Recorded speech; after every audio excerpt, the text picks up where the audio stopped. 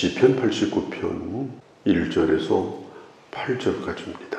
시편은 다양한 내용을 담고 있습니다. 하나님을 찬양하는 시, 또 하나님을 향해서 부르짖는 탄원의 시 뿐만 아니라 공동체를 위한 그런 시, 그리고 지극히 개인적인 내용을 담고 있는 시. 시편은 찬양이고 기도입니다. 우리가 혼자 하나님을 중얼거리듯 찬양하기를 원한다면 시편을 읽으시면 됩니다. 하나님 앞에 더 깊은 기도를 원한다면 시편을 읽으시면 됩니다. 내가 지금 기도하고 있는 그 하나님 어떤 분인가, 그 하나님을 묵상하며 하나님을 높이는 기도를 하기를 원한다면 시편을 읽으시면 돼요. 유대인들은 기도할 때에 자기 기도를 만들어서 기도하지 않고 이미 주어진 말씀을 가지고 기도했습니다. 특별히 시편 말씀을 온 가족이 함께 읽으면서 시편으로 하나님을 찬양하고 시편으로 하나님 앞에 기도했습니다. 어떤 면으로 보면 우리가 기도할 때 내 소원을 가지고 나와서 드리는 것이 내 기도가 아니라 내가 하나님의 말씀을 붙들고 기도한 그 기도가 결국에는 내 소원으로 변화되어지는 과정이 바로 기도이다. 소원만 가득하고 하나님이 내게 원하시는 뜻이 뭔가, 내게 주시는 하나님의 말씀이 뭔가에 대하여 전혀 의식이 없다고 하면 그것은 어쩌면 하나님과 전혀 상관이 없는 독백이 될 수도 있는 겁니다. 그래서 우리가 이 시편 말씀을 잘 읽고 묵상할 필요가 있는 거예요. 말씀을 가지고 기도하기, 말씀을 가지고 하나님을 찬양하기, 이게 참 중요합니다. 주기도문을 외웁니다. 주기도문이 주님이 우리에게 가르쳐준 기도예요. 이렇게 기도하라고 말씀하신 거예요. 내가 꾸며서 이렇게 기도하라가 아니라 이 기도대로 기도하라는 거예요. 그래서 우리는 주기도문을 우리의 기도로 기도할 뿐 아니라 그 주기도문의 내용이 우리의 소원이 되어지고 그 주기도문에 담겨져 있는 예수 그리스도의 간절한 뜻이 내게 이루어지기를 바라고 기도하는 겁니다. 시편 89편은 유다가 바벨론에게 망합니다. 그때를 배경으로 쓰여진 시로 알려져 있습니다. 나라가 망하고 왕궁이 불타고 성전이 완전히 다 허물어지고 약탈당하고 그야말로 끔찍한 상황이 되어버렸습니다. 믿어도 소용없더라. 하나님의 약속은 다 헛거더라. 그게 아니었습니다. 시인은 노래합니다. 하나님의 선하심과 하나님의 성실하심을 노래합니다. 나라가 망했지만 그 하나님의 선하심, 하나님의 인자하심, 하나님의 성실하심을 믿기 때문에 반드시 다시 회복이 될 것이다. 무려 5번씩이나 이 성실이라는 말이 나옵니다. 하나님의 성품 가운데 가장 큰 2가지 성품이 있다고 하면 하나님의 인자하심, 헤세드라는 히브리어입니다. 그리고 하나님의 성실하심, 에메트라는 말이에요. 하나님은 인자하신 분이고 하나님은 성실하신 분입니다. 한 공동체의 그 성품을 나타내십니다. 성경에 보면은 히브리서 6장 13절 14절에 하나님께서 아브라함과 언약을 맺을 때에 하나님보다 더 높으신 분이 없기 때문에 하나님은 하나님 자신의 이름을 가르쳐서 언약을 했다. 이게 무슨 얘기인가 하면은 하나님보다 높으신 분이 없고 하나님보다 믿을 만한 분이 없는 거예요. 정말 아브라함을 축복해 주고 싶은데 누구 이름을 걸고 축복해 줘야 되느냐? 하나님 자신의 이름을 건 거예요. 히브리서 6장 14절에 보면 반드시 너에게 복을 주고 복을 주며 너를 번성케 하고 번성케 하리라. 이 약속을 주신 겁니다. 아브라함에게. 맹세한 내용보다 더 중요한 것은 맹세한 사람이 중요합니다. 누가 맹세했느냐? 주님은 우리에게 수 없는 것을 약속하셨지만 가장 중요한 것은 아브라함과 다윗과 그의 후손으로 이어지는 메시아 그리스도가 이 땅에 오실 것에 대한 약속입니다. 그 주님이 오셔가지고 주님께서 구원을 주셨습니다. 죄사함을 주셨습니다. 주님께서 우리에게 마지막 죽을 때 영원한 소망을 주셨습니다. 하나님의 나라에 대한 내세에 대한 약속을 주셨습니다. 이것은 우리가 가지고 있는 그냥 내 소원이 아니라 하나님이 주신 약속입니다. 만일 이런 것들이 내 감정 때문에 오늘은 구원받은 것 같다. 내 감정 때문에 오늘은 내가 천국에 갈 것 같다. 그런다면 그건 정말 불안한 겁니다. 하나님의 성실하심 때문에 우리는 우리의 구원을 확신하는 겁니다.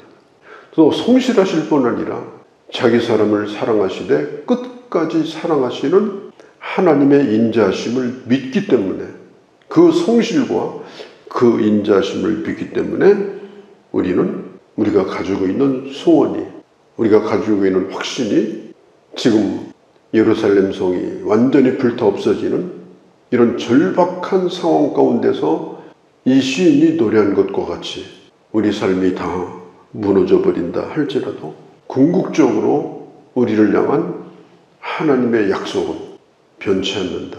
그러함에도 불구하고 하나님은 우리를 사랑하신다. 우리는 그것에 대해서 흔들리지 않는 겁니다. 이건 환경의 문제가 아니에요.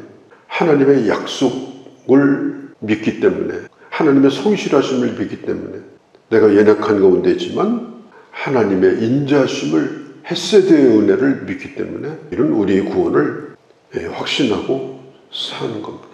3절 이후에 다윗의 이야기도 나옵니다.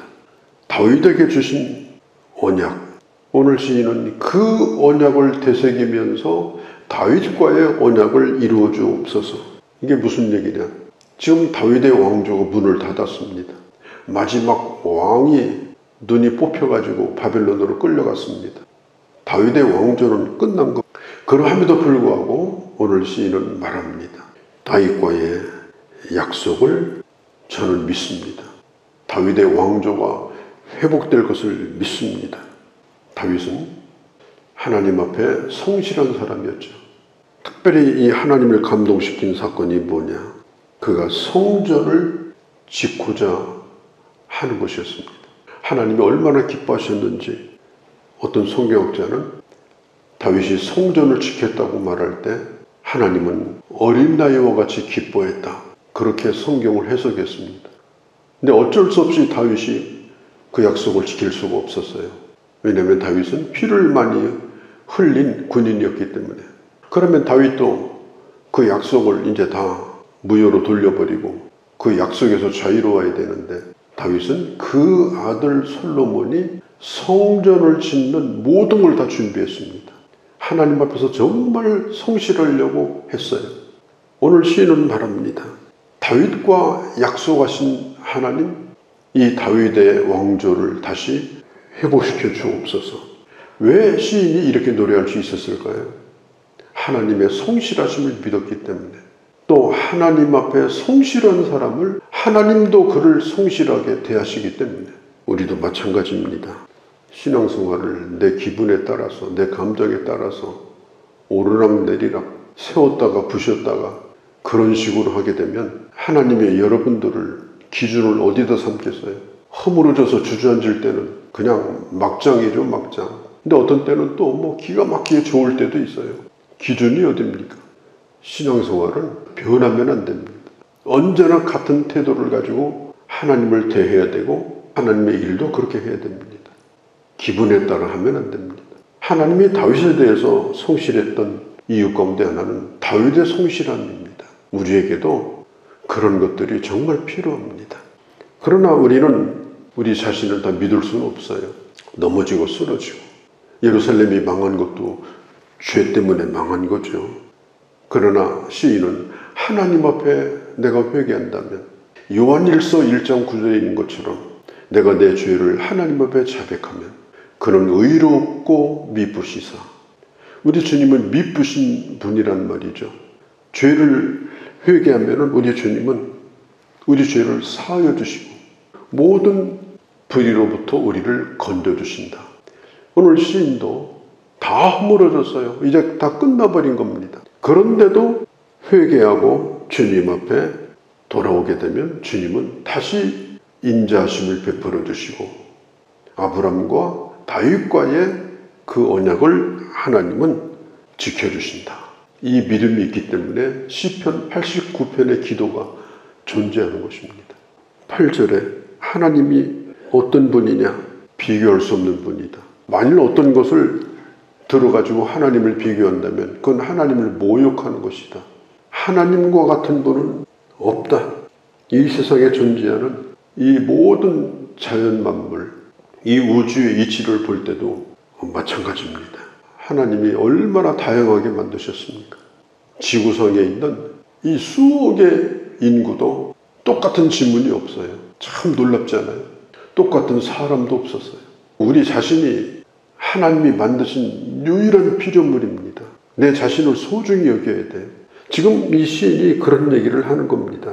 모든 하나님이 만드신 우주 안에도 하나님의 성실로 가득하다. 눈을 조금만 크게 뜨고 보면은 자연의 변화, 나의 나됨, 이런 모든 것 속에 하나님의 성실하심으로 가득 차다.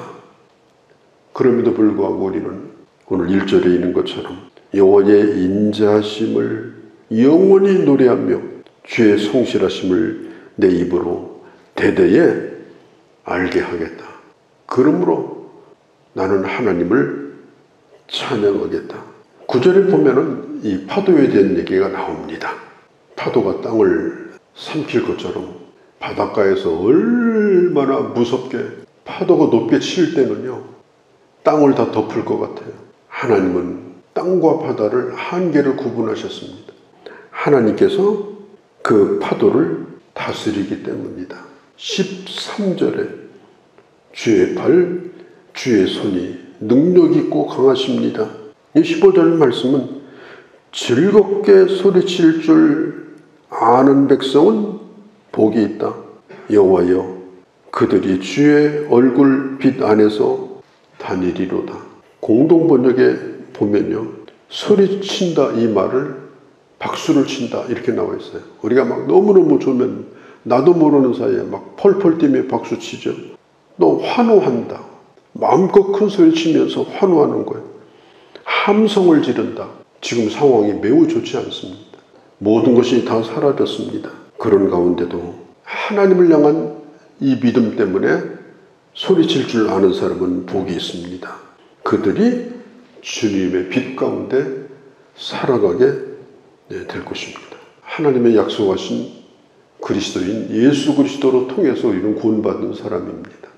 그리고 그 하나님의 약속은 여전히 변함이 없습니다. 오늘도 하나님은 그 약속을 지키시고 앞으로도 지키실 것입니다. 때로는 저 예루살렘이 망하는 것 같은 기가 막힌 일도 겪을 수가 있습니다. 그러나 하나님은 여전하십니다.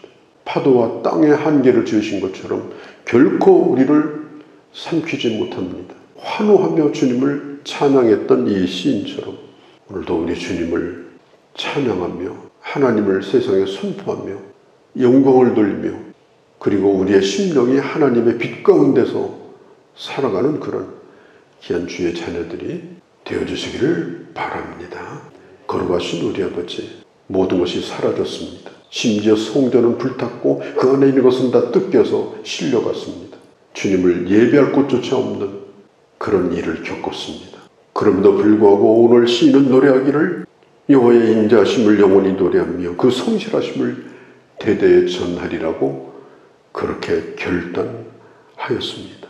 변치 않는 주님처럼 우리도 변치 아니하고 언제나 변함없는 성품을 가지고 주님을 섬겨서 아브라함의 복을 받고 다윗의 복을 누릴 수 있는 그런 하나님의 사람으로 우리 남은 삶을 살게 하여 주옵소서.